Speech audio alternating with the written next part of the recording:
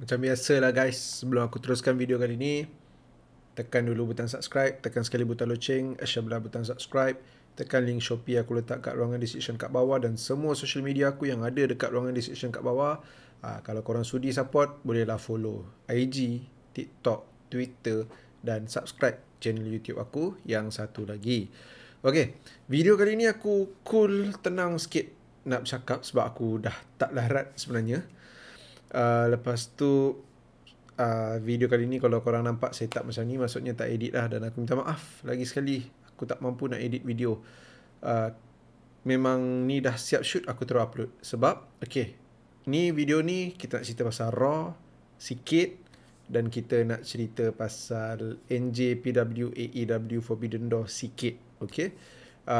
Hopefully tak panjang. Selalu cakap macam tu tapi panjang kan. Cumanya itulah kenapa aku tak boleh nak edit. Sekarang ikutkan dah Rabu lah, sebab dah lepas 12 malam. Selasa dah masuk Rabu. Rabu pukul 2.40 pagi.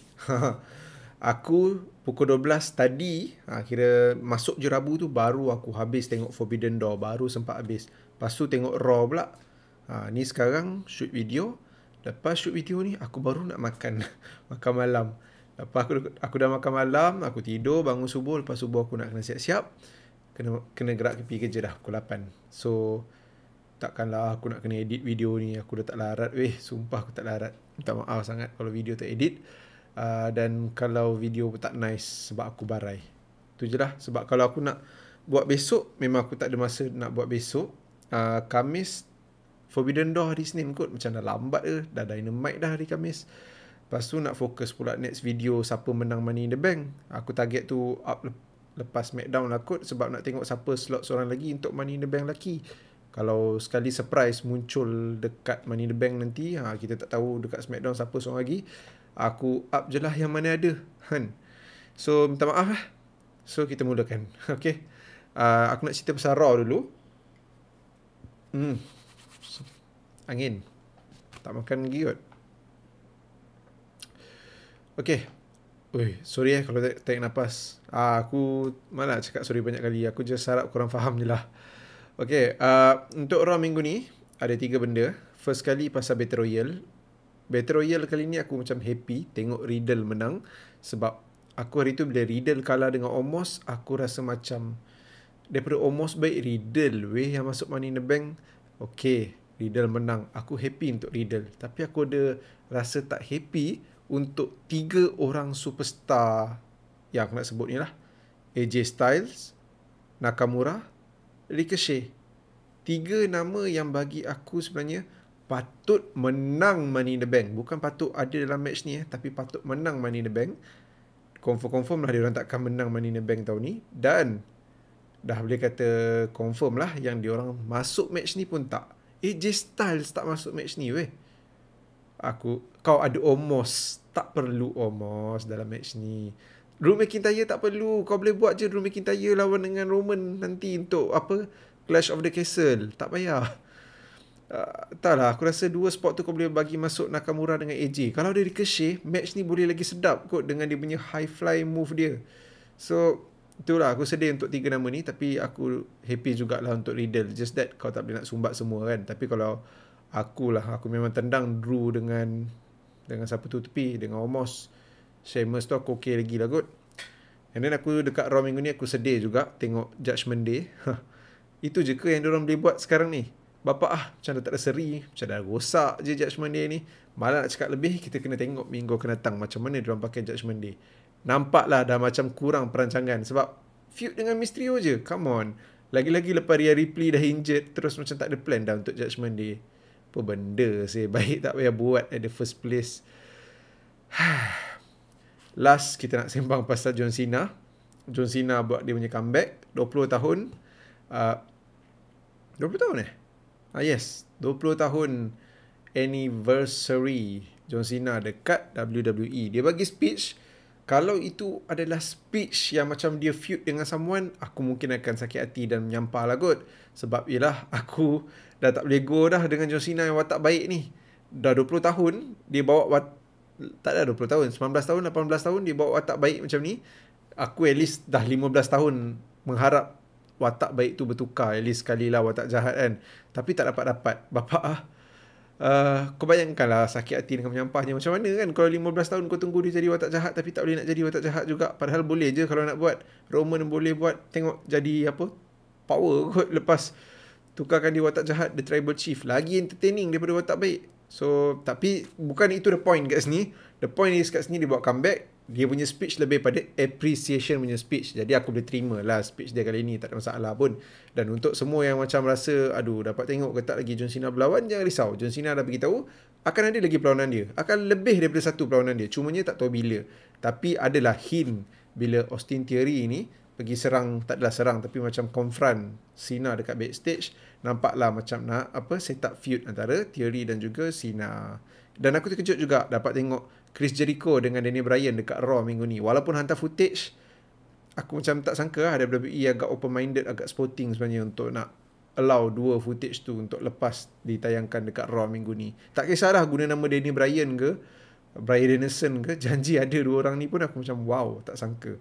Tapi kau jangan expect ada Forbidden Door ke apalah antara WWE dengan AEW. Aku rasa diorang buat ni pun dah cukup baik dah. Kan? Tantah sebab Vince McMahon dah bukan chairman, Stephanie yang chairman. Stephanie kata okey, pasal tu ada kan.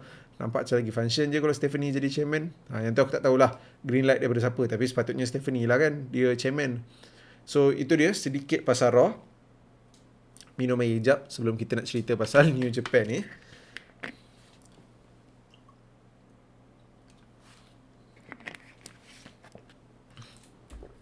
Video tak ada potong-potong kan.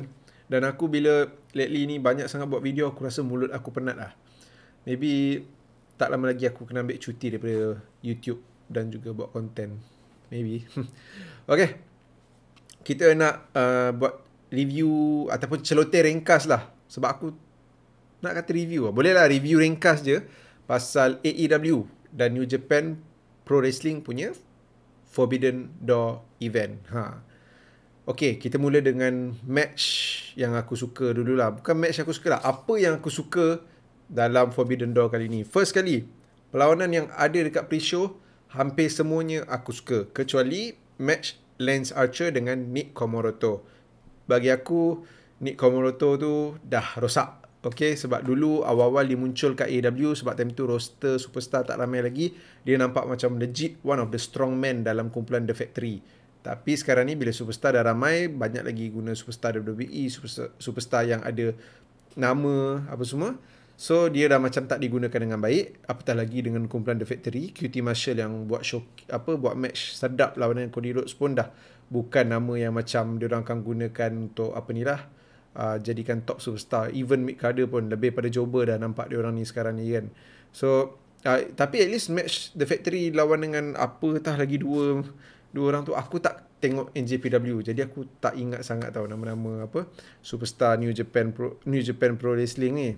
So minta maaf lah kat situ tapi match The Factory tu, match Swerve Strickland dengan Keith Lee, aku enjoy. Even The Gun Club dengan The Acclaim lawan 4 orang tu kan, ada DKC, Alex Alex Coughlin. Lepas tu ada Yuya Uemura dan juga seorang lagi, Kevin Knight. Ingat pula aku nama-nama Melayu, nama-nama English senang ingat, nama-nama Jepun ni aku susah sikit. Aku ingat Uzumaki Naruto je. Okay, even match Gun Club dengan The Acclaim tu lawan 4 orang tu pun aku enjoy. Walaupun dalam match tu ada Max Caster dengan Billy Gunn je. Billy Gunn still nampak solid walaupun dah tua. Still nampak solid. Cumanya performance dia tak ada lagi lebah bang pun. Tapi still aku enjoy hampir semua. 3 match yang ada kat pre-show aku enjoy, 1 je bagi aku biasa. Tak teruk pun match tu. Dan aku suka banyak gila match yang ada dekat main show lah. Jericho Appreciation Society menang ke atas dengan Minoru Suzuki menang ke atas aku lupa nama seorang tu, tapi ada Wheeler Yuta dan juga Eddie Kingston. Bagi aku tu is a very good opening match. Aku suka juga Darby Allin Sting dengan Shingo kalahkan El Fantasmo dengan Young Bucks. Match tu pun best. Lagi-lagi kau tengok Sting tak sedar diri tua macam orang muda. Terbaik gila performance Sting dalam match ni. IWGP World Heavyweight Champion pun aku enjoy. Fatal 4-Way tu Adam Cole, Okada, Jay White dan juga Adam Page. Dan All Atlantic Champion Fatal 4-Way, Miro, Connors Black, Malakai Black dan juga Pac. Aku tak sangka Pac menang sebab bagi aku dia yang paling deserve sebenarnya. Tapi dengan cara Miro control match, aku rasa aku fikir time tu macam Miro yang deserve lah. Tapi dari segi kalau tak nak fikir match tu je, aku rasa Pac patutnya dah dapat title tu. Just that aku ada feeling yang diorang akan bagi pada Malakai Black. Tapi tak, Pac menang, which is bagi aku is a good news lah untuk aku. Dan aku suka tengok empat yang match aku sebut tadi. Dan aku suka juga tengok match satu lagi ni, match Claudio Castagnoli lawan dengan Zack Sabre Jr. Siapa Claudio Castagnoli ni? Cesaro guys. Cesaro is now all elite. Cesaro akhirnya muncul dekat AEW, join Blackpool Combat Club sekali dengan Moxley, Bryan Danielson dan juga Wheeler Yuta, bawah bimbingan William Regal. Dah tak ada lagi dah. Dah tak payah dengar lagi dah Cesaro nak patah balik WWE ke apa kan. Dan Cesaro ataupun Claudio ni menggantikan tempat Bryan Danielson yang injured lawan dengan Zack Sabre Jr. Bagi aku benda ni bukan satu benda yang mengejutkan, sebab bila Bryan Danielson kata one of the best technical wrestler in the world, kepala otak aku memang terfikir Cesaro lah ataupun Claudio Castagnoli ni. So aku tak rasa terkejut. Just that aku just harap aku tak dapat apa-apa spoiler, dan bagi aku benda tu surprise lah. Still ada juga yang hantar aku spoiler, Cesaro is all elite, Cesaro kat AEW. Aku macam walaupun aku dah beli agak, tapi tak best agak dapat spoiler kan. But then good to see Cesaro. Match tu best gila. Cesaro punya performance best. Zack Sabre Jr. walaupun this is not one of his best performance, tapi dia ni macam lipas weh. Geram aku. Ligan betul. Ligat. Degil.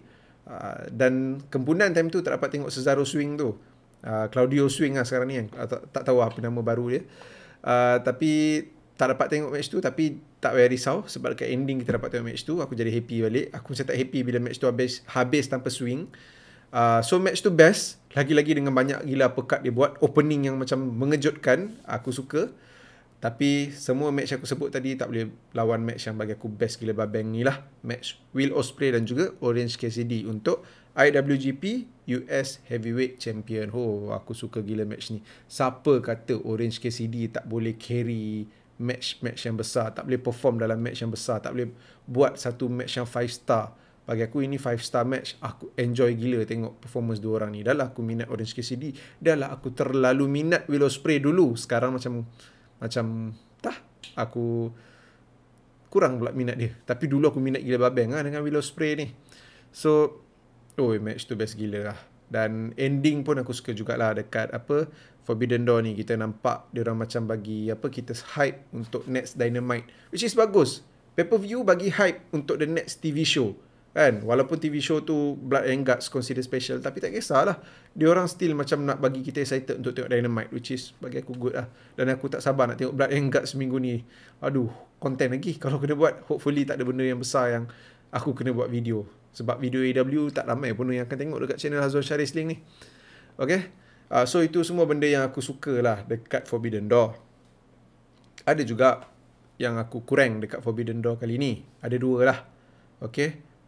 First kali, ending untuk IWGP World Heavyweight Champion tu lah, yang Fatal 4-Way tu. Walaupun aku suka match tu, ending dia bagi aku ending yang buat ramai tertanya. Ending yang macam kau tertanya, benda ni plan ke ataupun memang Adam Cole betul-betul injured? Kalau betul-betul injured, aku boleh terima kan. Walaupun tak nice lah ending macam tu, tapi kita faham, kita boleh faham. Kalau kat WWE mungkin kena boo lah, sebab kat AEW fan macam lebih memahami, so boo dia tu macam sikit je. Tapi kalau benda tu plan, apalah kau plan ending yang macam ni kan. So hopefully, banyaknya so aku kan hopefully Adam Cole punya injury, kalau betul tu memang kita just harapkan dia cepat sembuh lah. Just that tu lah, ending macam tak nice. Sebab kau dah ada match yang okay, match yang best, tapi ending macam tu je kan, jadi macam tak nice sikit lah. And then satu lagi, match Tanahashi dengan Moxley bagi aku okay. Tak adalah best sangat pun. Okay lah, tak teruk pun. Kira macam above average. Tapi aku tak suka AEW menggunakan perkataan interim. Sebab apa tau? John Moxley, interim AEW World Champion. Nanti CM Punk datang balik, dua-dua tu akan fight juga. Sebab tak adanya Moxley nak terus bagi title tu dekat Punk. Hari tu aku sementara je ganti kau, macam cikgu ganti kan. Tak adanya, mesti diorang fight juga. Moxley takkan bagi title tu macam tu. Diorang fight, and then tengoklah siapa champion lepas tu. mungkin Punk lah kan. Sebab dia tak hilang title tu macam tu je. Lepas tu, okay. So, what's the point kau letak perkataan interim? Sebab obviously akan ada match. Dan even kalau kau tak guna perkataan interim, kau vacate je title tu. So, Moxley is the new AEW World Champion. Lepas tu, bila Punk datang balik, Punk just katalah hari tu title tu aku hilang sebab injury. Aku terpaksa surrender. Aku tak kena pin, tak kena submission, tak tap out pun bila hilang title tu. So, aku nak title tu balik. Akan ada match juga sebab Moxley takkan bagi title tu macam tu je dekat Punk. So, tak payahlah kot perkataan interim. Sebab bagi aku bila kau letak perkataan interim tu, dia macam kau terpaksa bagi Jon Moxley ni menang AEW World Champion. Kau macam tak ikhlas pun nak bagi. Kau terpaksa je.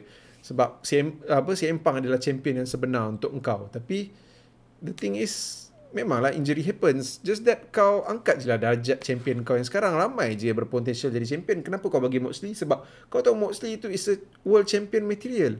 So no need interim. Kau macam tak ikhlas, kau macam tak nak, kau macam terpaksa. So just angkat dia sebagai AEW World Champion, and then when the time is right, CM Punk datang buat dia punya comeback, CM Punk datang balik, cabar Moxley. Kalau time tu CM Punk nak menang, bagilah dia menang balik time tu. Tak ada masalah pun. Just that interim ni macam champion, macam cikgu ganti. Macam tak berprestige lah dan tak perlu lah. Macam nampak sangat terpaksa. Kau angkat je lah dia jadi kau punya AEW World Champion. Kau buat title tu nampak lebih berprestige sikit, boleh tak? Tak suka betul aku kata interim ni. Okay? Rating untuk AEW NJPW Forbidden Door ni aku bagi 8.5 bintang daripada 10 bintang. Tak ada satu pun match yang boring. Paling teruk pun average je. Itu pun ada satu match je. Selebihnya semua above average, best dan juga best gila babang lah. Match of the night untuk aku lagi sekali, Will Ospreay dengan Orange Cassidy untuk IWGP US Heavyweight Champion. Performer of the night untuk aku, sorry guys, aku ada 5 nama yang aku tak kira. Aku nak sebut juga performer of the night. Miro, walaupun tak menang. Sting. Sting kau tak letak di performer of the night, tak payahlah. Will Ospreay, Orange Cassidy dan juga siapa seorang lagi? Claudio Castagnoli. Claudio Castagnoli. So 5 orang ni lah, ataupun Cesaro lah kan. Sekarang kita sebut Cesaro lah, nak ambil masa. Biasa kan sebut Claudio ni. Tu je lah untuk video kali ni. Semua aku dah cerita dah. Raw dah cerita, Forbidden Door dah cerita, rating dah, match of the night dah, performer of the night dah. So salam takziah lah untuk korang yang mendengar aku punya palatau. Lagi sekali minta maaf tak sempat edit. Jemput layan semua video yang korang nampak kat screen korang sekarang ni. I'll see you guys again in the next video. Terima kasih. Datang lagi. My Father.